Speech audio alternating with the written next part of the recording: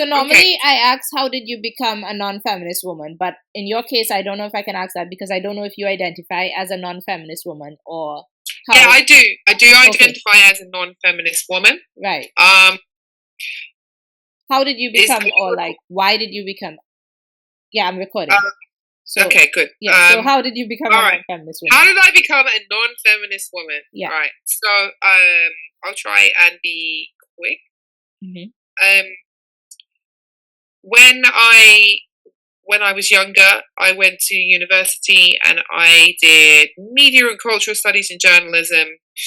And a lot of that, you do a lot of postmodern, neo-Marxist, that type of like critical theory analysis. Mm-hmm. And so I learned all about feminism in more depth than what I sort of was vaguely aware of already. Mm-hmm.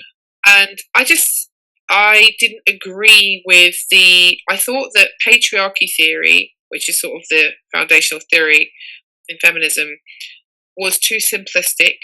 And I suppose this was around 2004.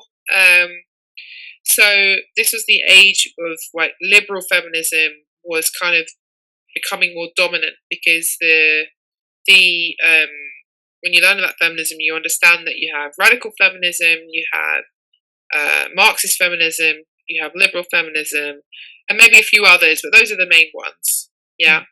And I think liberal feminism was the main focus of my degree in terms of feminism. And I reacted quite strongly to how I just thought that their ideas were too simplistic. Mm-hmm. Yeah. I just thought that reality was a bit more complex. Mm-hmm. And I wasn't really convinced that, this idea that it was like men that needed to change everything, and like I remember learning about male gaze theory in film studies class and thinking that was too simplistic. And I was also quite strongly against the position on domestic violence, and that men were always the perpetrators and women always the victims. Although I think it is more complicated than that in some of their writings. But at the time, that was what the messaging I was getting. Right. So I remember leaving university going, right, I'm like an equalist or an egalitarian. I'm not a feminist. Right. Yeah. And then I also started to pick up on this messaging that women were not being held accountable in the same way men were, which has then led me into the men's rights movement. And I think I was just the type that was going to become an activist because I was quite like passionate and zealous, right? I'm zealous, sorry. So I was probably going to be that person that is going to like do that in some type of faction, and so when I discovered the men's rights movement, I kind of got involved via my godfather, who was like helping Erin Pizzey, who's like the woman who opened the first domestic violence shelter. And he asked me to get involved in this project. And I started reading a whole bunch of stuff online, and I read Warren Farrell's The Myth of Male Power. And yeah, it kind of went from there. And for a while, I definitely identified, as you know, as an anti-feminist. And I was quite strong on that for a bit. But then eventually I softened it to non-feminism. As in like, sorry, I'm a non-feminist, or I'm a non-feminist, yeah, like you were saying, a non-feminist woman. And I guess I still would say I am still non-feminist now, but my whole experience in the men's rights movement and a whole bunch of other ways that I perceive the world, my worldview has completely changed. Right. But and I'm more sympathetic to feminist analysis than I've ever been. Right. Okay. So what do you think that feminism gets right? What are the parts that you think feminism gets right? If you know? Okay. I think that feminism is correct about how femininity has been devalued. Yeah. I think that's correct. Yeah. Although that's not only feminism that says that, but I think they do say that. And I think they are correct that overall that it's men that need to change things. Basically, I mean, if I was going to try and summarize it, they're correct. And I know that like traditionalists sort of say that too, but in a different way, or from a different axiom. But like, what else? Like, we do have a patriarchy. Yeah. And so a lot of the men's rights movement tries to deny that we have a patriarchy, that we ever had one. And I know that the more nuanced position on that is that it's not the patriarchy as liberal feminism describes it, or maybe radical feminism describes it. But even some people I know or have come across in the men's rights movement have even tried to claim that we never even had a patriarchy at all, which then goes into this whole thing about gynocentrism, and that's a whole So, okay, how would you describe the patriarchy that we have? What is the patriarchy? Well, the patriarchy is the rule of men. Yeah, as in the elite group or the ruling class or those who are at the top, the oligarchs. Is male dominated. Okay. Right. And I would go further and say that in our Western culture, the philosophical positions and the way, like our kind of collective psyche, the philosophy that we've accepted, the consensus of how we should view the world in the Western world, is male coded, meaning it's like it prioritizes the way men view the world compared to women. Okay. Now, some women get along with it, and we're all existing in it. Right. And feminism has been saying this for the longest time, but they don't always say it in. They don't always say it in the way that people understand. I think, but that's because we do have a bit of Dunning-Kruger going on, and that's what happened with liberal feminism, in my opinion. Like liberal feminism sort of dominated in the last like 20 years or whatever. People were looking at that going, that sounds kind of dumb. That's not very smart. That's not very sophisticated. Is that even true? Yeah. And then some extremists take advantage of the fact that it's not the most sophisticated way of talking about things. I think some of the positions in feminism that are probably more correct are within radfem, like radical feminism. Yeah. Even though their solutions go off the deep end for me. Yeah. Right. So, for example, Andrea Dawkins, who's quite well known as a radical feminist, she has this famous quote in the book, The Right Wing Woman. She says that the right views women as private property, and the left views women as public property, but they still both positions politically view women as property, even though. Like, we're not literally property now, no, but the mindset of it is like that. Right. I can see that now. Yeah. Okay. Yeah. Especially with the discourse on Twitter and X.com now, and all over social media, the manosphere, the red pill stuff, the traditionalists. Yeah. All talk about women like that, all of them. And then on the left, you've got the whole turf war thing going on with the TERFs and the trans activists and all of that stuff that's coming out of that. Yeah. It really is revealing that this quote that she came up with to be true. So I did read some of her stuff when I was at uni. Yeah. But I did then listen to the audiobook version of Right Wing Woman, and I was like, I can't actually disagree with a lot of this. Right. This is and so and there's lots of reasons why I could tell you why I've come to the round to that now. Right. Now, that doesn't mean that the way I view stuff now is that every ideology has truth within it. Otherwise, they wouldn't be appealing to anyone. Right. Okay? I agree. So each one has truth. Right. And I think our job really is to go, right, well, put them all together. Put them all together. Yeah. And I was talking to you before about reality being a circular, like a concentric circle. So if you think about reality as like a concentric circle rather than linear, then there's room for everything in there. Right. So why wouldn't you go, right, well, in nationalism, that's true. Right. In communism, that's true. Yes. In fascism, oh my that's God, true. brilliant. In technocracy, that's true. I agree. I completely. Like, why are we saying we have to reject all of it?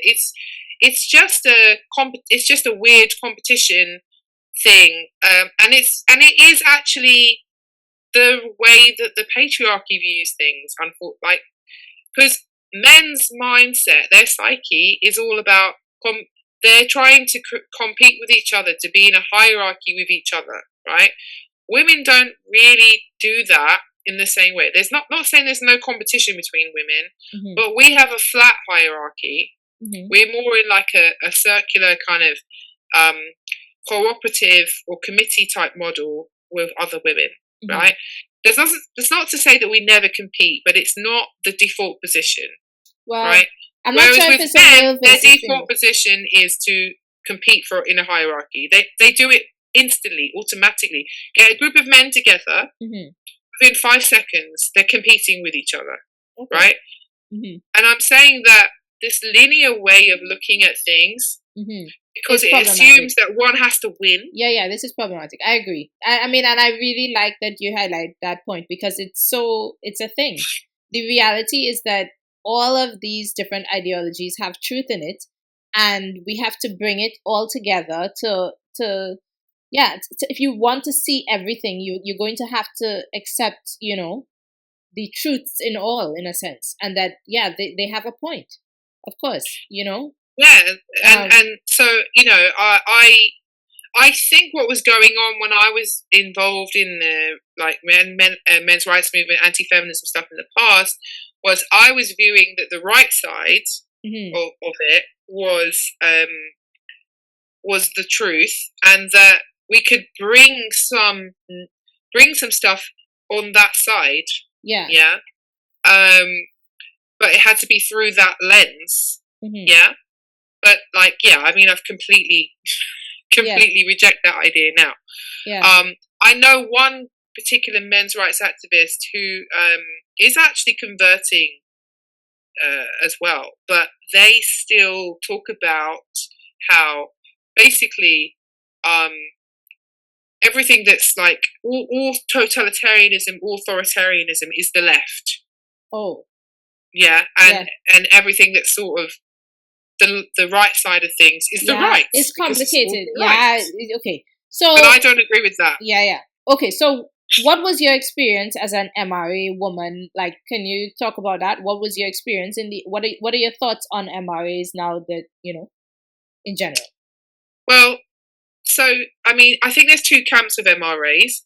There are men and women who realise that there's some reform that needs to happen, legally speaking, and generally it's to do with family courts or something else, right? Like, for example, in America, you've got intactivists who are against circumcision for babies, for minors, right? That's like a single issue thing, yeah? They tend to be like sort of, they don't tend to be ideologically possessed, although they can be, but they don't tend to be. Like, they will have people that just align on this issue. So I'm not necessarily talking about them. And I know people personally who would fall into that camp. But then you've got the other side, which is more ideologically driven, and they're reacting to the culture war. Yeah. And they all convene around this idea called gynocentrism, which is basically like patriarchy theory in reverse. Right. Okay. Sort of. Yeah. It's saying that it's socially constructivist in a similar way to patriarchy theory is, in the sense that it's saying that Western society has put women's needs first, over men and children since the medieval period. Right. So I didn't get to tell you. I don't agree with that. I totally understand. I agree. I understand your point. I didn't get to explain to you my view. I don't know if I should now, Yeah, right? go on then. Yeah, sorry. Okay, so my view on the whole thing is that I think that women were biologically disadvantaged, and as a response to that, society has sort of tried to advantage women in a sense, tried to make up for that. And I think that that is what gynocentrism is, or what, the MRAs or whatever are identifying as gynocentrism. So I would agree, yeah, the world is gynocentric, but it's not as they think, like it's not something that is unfair or whatever. I more see it as a balance thing, right? So okay, yeah.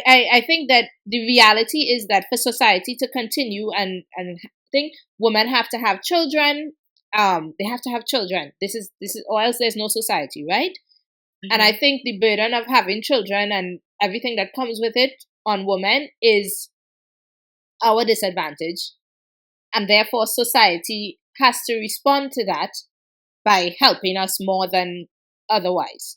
So yeah, I would say that the world is. That sounds very rad femme. Okay, well, maybe I'm a rad femme, but it's true. Like I do believe that gynocentrism is a thing, but I don't think it's terrible or like unfair or whatever. I just think that it is a thing that is a like natural human response to the disadvantages that women naturally have. So that's how I see it. And I think that there's a problem nowadays, I guess, because like a lot of women are not having children. They are not having children at all, which is fine, choice, child free. But it means that they don't have this disadvantage that was normal and present throughout all of history. So it appears to be totally unequal because we can't really see why the world is like this. But at the end of the day, this will either change. It'll change because we are always seeking balance. Like we are always seeking balance. So I think it will come. So I'm not sure that. See, this is where I agree with some feminism then, because I actually think that a lot of men are not seeking balance; they're seeking dominance. Okay. Well, yeah. So I no. So I'm not there yet. Right. Well, the reason I'm saying this is because there's a whole bunch of other stuff I could say here that's like that I've been through in the last few years. Yeah, and I know. I think for the audience also to say, like, she has been an MRA. She has gone through, like, she has fought for men, like, a lot. Cool. We were both in Women Against Feminism in the past, and she was an admin there. We tried to lead it to the point where she was fighting for men, and I was like, I'm not an MRA. I don't want to fight for men. I don't, and she tried to start a new group to fight for men. This was something that broke up, the whole Women Against Feminism thing.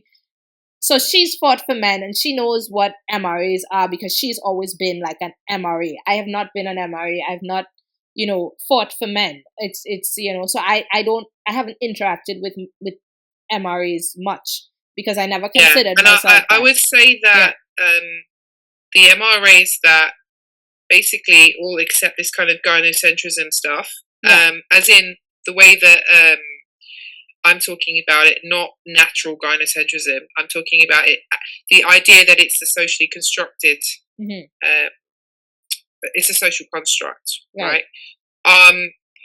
Because it views women with deep suspicion, okay, or at least it encourages men who already view women with deep suspicion, and because like the amount of like, you're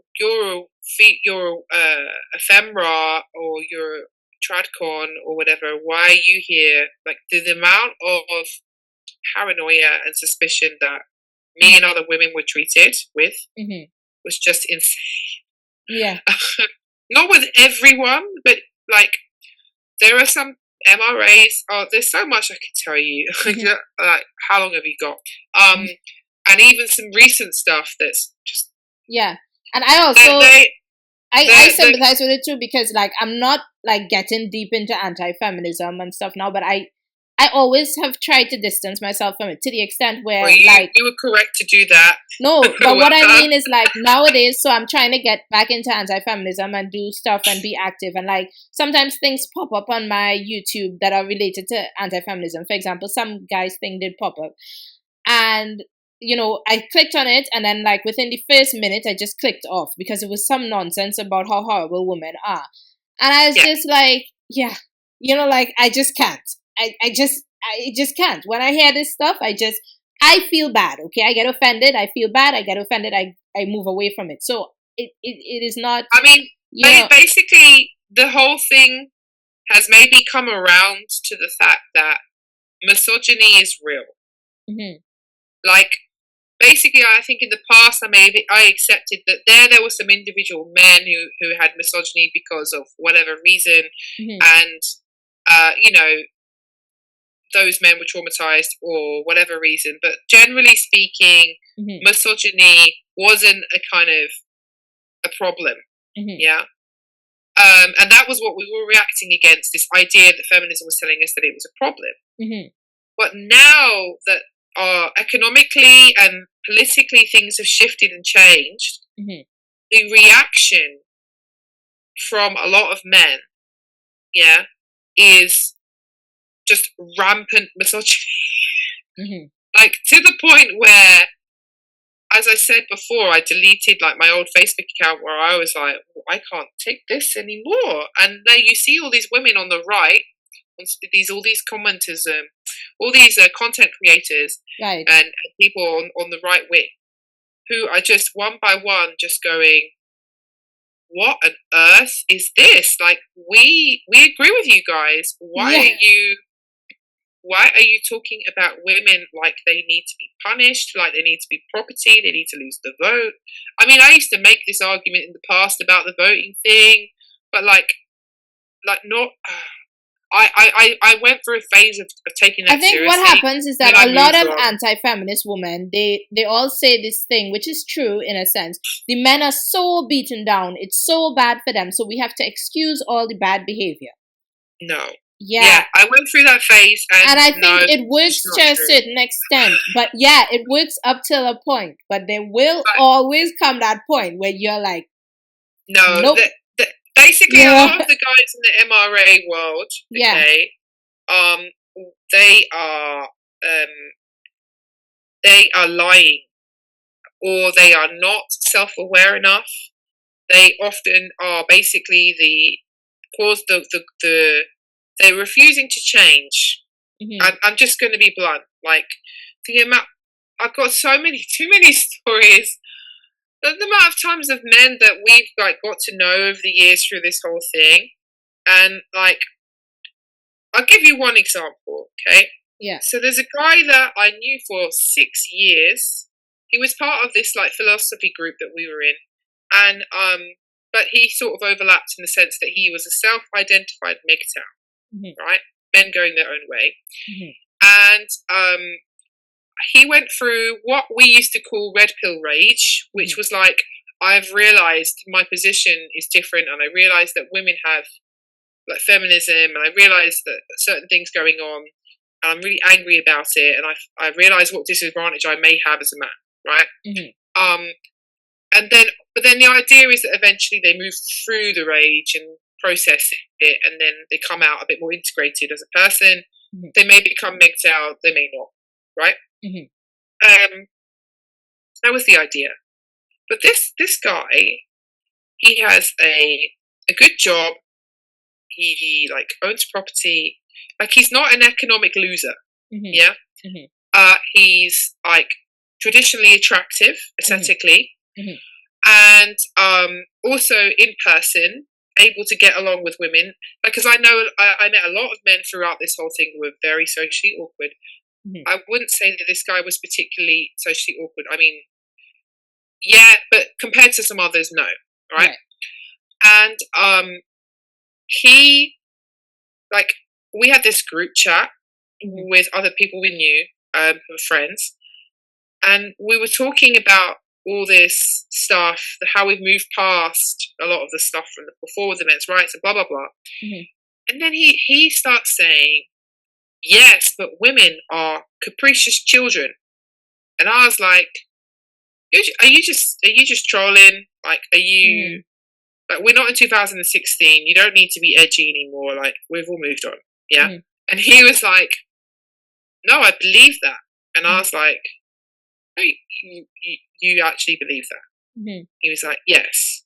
I was like, have you been reading, what's that philosopher that they always quote online as well that actually believes that? What's his name? Is it Schopenhauer or whatever his name is? I was like, we're reading that guy. And he's like, well, yeah, I have read a little bit of that, but that's not where I quote it from. I believe this. And I was like, you actually genuinely believe that women have the maturity level of a child, a capricious child. And I was like, you're not just saying that modernity and all of our current political like system has created women that feel kind of entitled and they're a bit annoying and they're coming across as childlike, but actually generally, you know, if they self-actualize, they're not. Right. No, literally, he believes they have the maturity level of children, and all that's happened is that modernity and like the fact that we're so comfortable now in the West has revealed that women were always like that in the first place. Yeah. And I was like, how have I been friends with you all this time? Yeah? Because how did I not know that that's what you believed? Because we all thought that, you know, like some of his issues, he sort of moved through them. And we had this raging argument about it where he just like significantly just got worse and worse and worse. Yeah. And I was like, whoa. Like what? It was like a light bulb moment for me where I was like, I've known some other guys who've got some problems throughout all of this, and then I just kind of like, it was like once I saw, I couldn't unsee. Yeah. And then there's this and then there's a whole bunch of this stuff on, because I come across guys like this online before, but I always just like wrote them off as the minority, right? One or two weirdos. Yeah. Right? Okay, wait. You know. We only have 5 minutes, and I want one more question. Right. All right. So the last question is: what is your view now on feminism? How would you describe your view on it? Like, how would you describe my view now is that like some positions in Radfem, for example, they have the analysis correct, but their solutions were wrong. So like I've spoken to a lot of Radfem now, and they support transhumanism as a solution. So like they're saying like, well, one way we could stop women being subjugated or manipulated or whatever is to embrace artificial wombs, because then they don't have the disadvantage from pregnancy. And I'm like, absolutely, in my opinion, artificial wombs is always a bad idea. Yeah. And it's ethically wrong and immoral. That's just my position. So I'm like, absolutely not. And it's because their root is still materialist. Yeah. And they, you know, like I was saying to you before about how the patriarchy as the background from the Roman Catholic Church and stuff, like that basically reinforced the patriarchy because of the Pope and the way they view the Trinity. And so like some of their criticisms about that is correct. But they think that a patriarchy, they can get rid of it. And I basically think that you can't get rid of patriarchy. Patriarchy just has to be switched into a different axiom. Yeah. It needs to be through a different lens. Because basically to have a civilization, you always have a patriarchy. Because men are always going to compete and dominate. As long as it's balanced out with the correct type of gynocentrism, then there's no problem. I don't have a problem with it. Yeah. Because we need to have order and fluidity at the same time. And hierarchy and fluidity, hierarchy and order, men need to have their hierarchies. Because that's what men do. But it's just that the order of how it's played out and balanced out is just off. And the foundation, the root of it is wrong too, clearly, because I'm, as an Orthodox Christian, I'm going to view it that way. I'm just saying that, like, I think a lot of people would agree with us that it should be, that we can't really get rid of it in that way, because that is how humanity is. Right. It's just that, so feminism, a lot of feminists are like, we can get rid of it. I'm like, yeah, but I know that your definition is that it, like the liberal feminist patriarchy theory about, average men oppressing average women. Yeah. For example, it's like, okay, but we, like, it's just the framing is wrong. Yeah. That's it really. But they are correct to be. And remember, I was saying to you before about how left and right is like individual versus collective, and I'm saying that we shouldn't be viewing things in a linear way and viewing them as a competition. And feminism is, because it's placed itself in that framework, it is saying the collective needs to win. Yeah, and to me, that's the wrong way of viewing it. It is that both need to win. To integrate together, right. And there's a third category which is called the communal. They need to come together and realize that all three are equally as important, and we need to have a balance between the individual, the communal, and the collective. And if we don't do that, we're just going to have this war constantly, even though feminism is saying that under feminism, men won't be oppressed because the women's nature is to think in a collective. Yeah. But men will be like, yeah, but we're really worried that this collective is going to subsume us. Yeah. And I think that threat and that fear should be taken seriously. Even though I do still slightly agree with the feminists and say that I think ultimately women won't really do that to men. But I do think that existential fear is correct, because they're rightly saying, you're not respecting our nature here. Right. Yeah, our individualistic nature, you're not respecting it. And it's there for a reason, even though this is going to cut off. Basically men fighting against each other. But, do you want to